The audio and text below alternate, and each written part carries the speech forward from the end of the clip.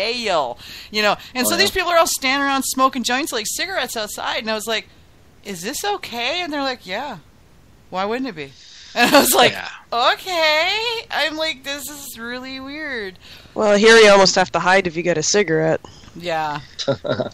Well, I had no idea what to expect. Like, I was blown away. I'm like, wow, this is like, people say it's legal in Colorado, man. It's awesome they here. They aren't kidding, yeah. Holy crap! Wow. Yeah, they really aren't kidding. No, yeah, you guys know Lagunitas Brewery, right? Yeah, the ones. Yeah, it wasn't Lagunitas. The ones that just got bought by 50% Heineken now. Heineken, thank you. Yeah, because it was 50%. Like this huge betrayal. It was like, you did what? Yeah. Hey, listen, that dude, Tony McGee, the owner of Lagunitas, is very wealthy now. Yeah. Well, yeah. I mean, he started from nothing. He literally lived in his brewery, and he opened his brewery after his first homebrew batch of beer that came out great. And then after he signed the lease and got his licenses, by the time that happened, his second batch of beer was done, and it was not as good as his first.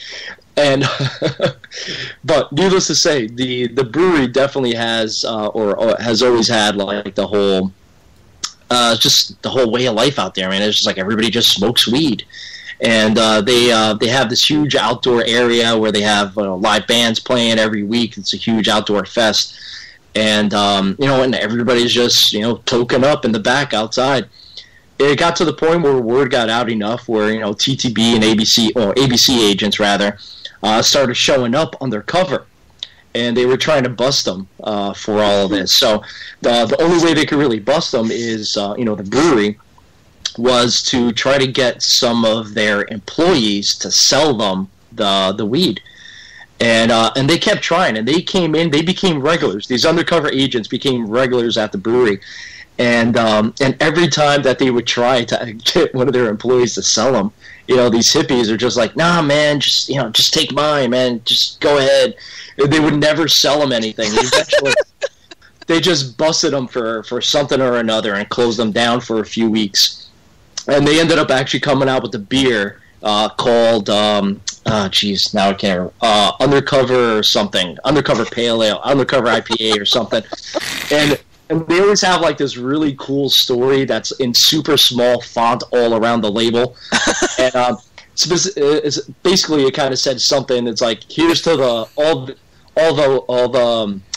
would-be astronauts out there, because these guys were talking about, Tony McGee basically was making fun of the agents, talking about like, yeah, what would you do? Well, if you were an ABC agent, what would you do? Would you be a fucking astronaut or something? Because you're just taking up space. Yeah. Oh, so, we've got a bunch of people being snarky, including Brad. Hi, Brad. Yeah, Brad came on just to start making jokes about the show's gone straight to the weed. We're a bunch of high-ons. To which Tony Cormier replied, "Got weed mead live."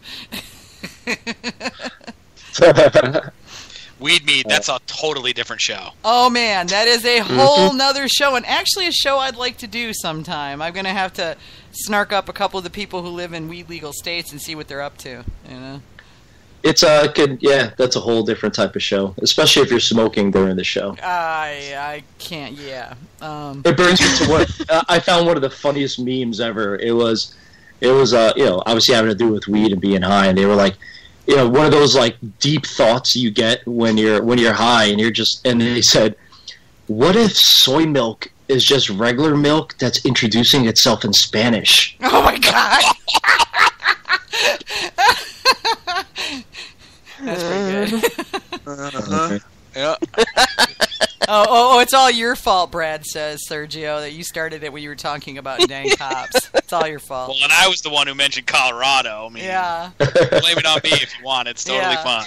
Well, I think everyone gets a little blame there. Well, we are actually, believe it or not, at the AMMA conference. Michael Jordan, who's not in Colorado, is going to be talking about doing CBD meads, so the non-high part of the marijuana, but which kind of sucks some of the fun out of it. But CBD oil has a lot of really big health properties, so he's actually going to be talking about that at the conference. So that should be interesting.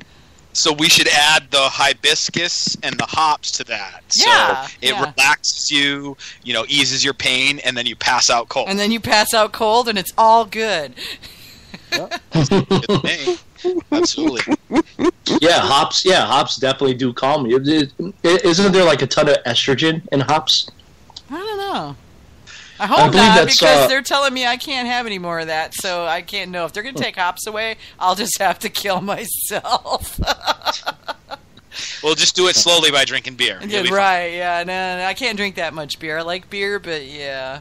It's at the risk of pissing off my beer geek buddies, I'd rather drink wine and mead, honestly. And cider. Well, actually, cider and mead. You want to get right down to it. So, Vicky, can I do a plug for Mead for Your Die? Totally, you can do a plug for Mead for Your Die. Awesome. And thank you for remembering, because I totally forgot that was coming up in April. Yeah, we're just getting organized. And I'm gonna come up for it in theory. So. Yeah, that would be awesome. We're definitely looking for volunteers. So anybody, Mead for Your Die. It's Sunday, April 30th. It's going to be at Moonlight Meadery in Londonderry, New Hampshire. So it's one of the East Coast mead competitions that has been gaining quite a bit of popularity over the years. Mm-hmm. We had our largest competition ever last year. I can't remember the numbers of entries between the two sides of the competition, but lot. It was definitely a lot from year over year, which made for a pretty long judging day, including some pre-judging that we had done.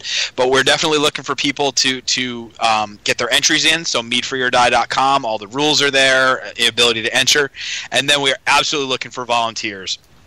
Every competition needs judges and stewards, staff to help organize. We need all of that.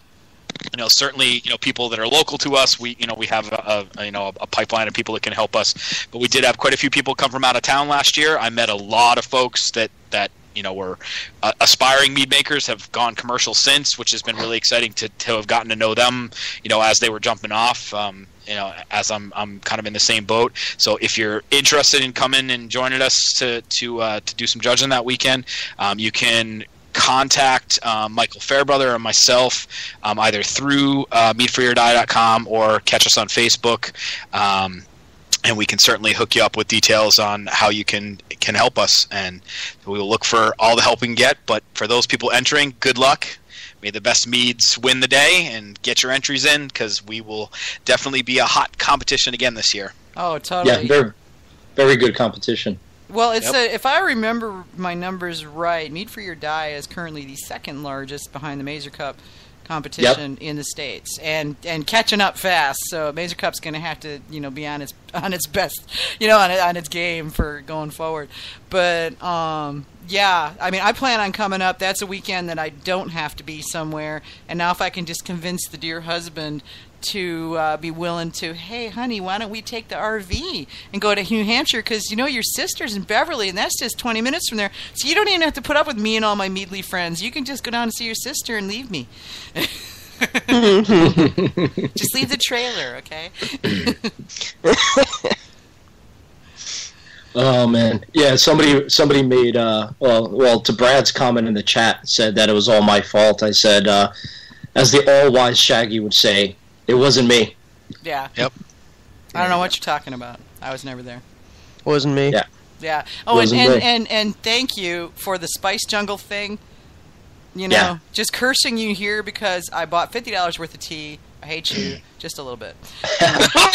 You've already gone and bought tea. Oh my God, yeah. While we were talking, I'm like, ooh, look at their chat. Ooh, really? I like their spice balance. Ooh, I love their website. Oh, and they've got one called Immortality, and if you've read any of the Iron Druid books, I lost it over that. That was great. Yep.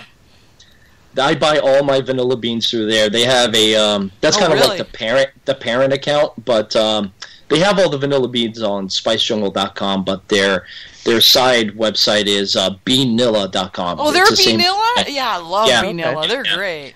I didn't know they were the same company, but thank you for pointing that out, though. Seriously, I'm always on the lookout for a new chai, and I like their spice blend, and they were talking about how they balanced it, and I'm like, oh, that's exactly what I like. Finally, somebody who doesn't throw cardamom at it like it's like you should see how much it'll stick to the wall, Yeah.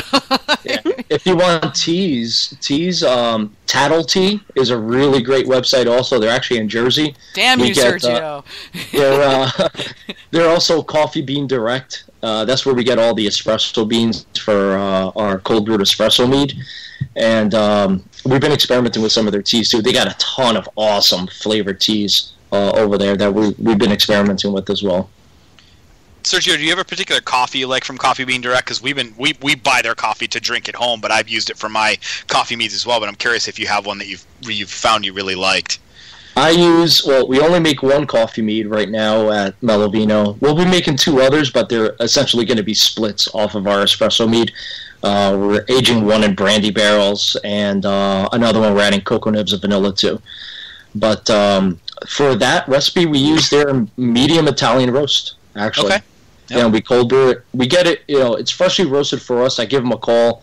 They freshly roast it for us. We get it next day, and we freshly grind it at the meadery and throw it in one of our tanks on the glycol chiller and just cold brew it in the tank. Nice. Yeah. We've used their Yirgacheffe, the Ethiopian coffee. We get a dark version of that, and I used it the last time around. Really robustly nutty and earthy, which I got more of it than I was expecting, but I found I actually liked it by the time it was done. I'm like, oh, I kind of dig this. So they got a lot of awesome flavored coffees, too, that are really interesting that I definitely want to try to experiment with myself as well.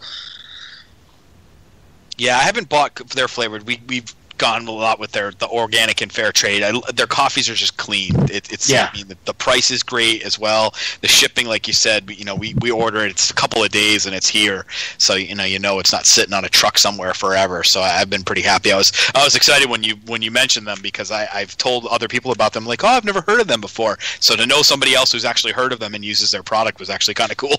Yeah. They're just about an hour away from us here. Actually, they're in Frenchtown, New Jersey. Okay. Yeah, right on the PA border. Yeah, they have really, really awesome stuff, and their prices, especially on the bulk side of things, if you start buying from them for the meadery, I mean, yeah, we're buying everything in they're 25-pound sacks. Yep. And then obviously we had to buy like a commercial grinder that we're just freaking like dumping sacks of freaking beans into, and it's just spitting out into a bucket. It's kind of crazy. How big of a batch do you cold brew? 75 gallons. Wow. Yeah. That's a lot of coffee. That's a lot. And it's concentrate too. Cold brew is not really just straight. It's concentrate when you cold brew it, and it's a lot. Yeah, it could get you jacked up pretty quick if you're taking samples off of that tank. Oh no, let me check how this is doing. Take a big gulp of it, and you're buzzing for the rest of the day. Yeah, no, that's crazy. Yeah, no, I don't even taste it. The first time I had cold brew, I had no idea the power that it had, and I just dumped it into like a thermos cup full of ice with just like the tiniest splash of milk, and so I had a sip when I mixed it, and at the house, and I said, oh, okay, let me just add a little bit of sugar. Took another sip.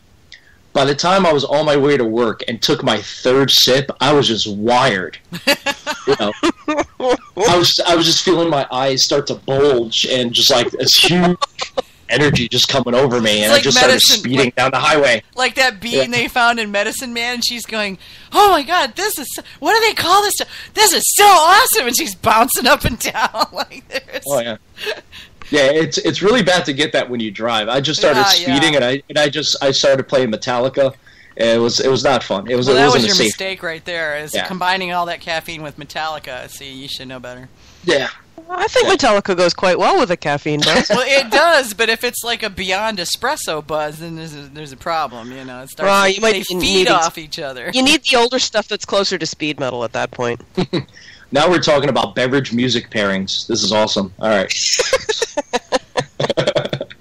Oh man, that's the stuff, though. I mean, that's when things get fun. Yeah. It's not just all about Bob Marley and smoking weed. Like there's other music. I don't that listen goes to Bob Marley when I smoke weed. I have other music I listen to when I smoke weed. Not that I really smoke it. They have much better delivery systems these days than smoking it. Seriously. Vaporizer? No, well, they do have that, and those are interesting. But they have candy, cookies, brownies, liquids, infusions, and tisanes, and extractions, and holy crap! I went into one of the stores and I was stunned at the breadth of products available. Just stunned. Oh, yeah. The only thing with the edibles, though, is you end up still smelling it well after it passes through your body.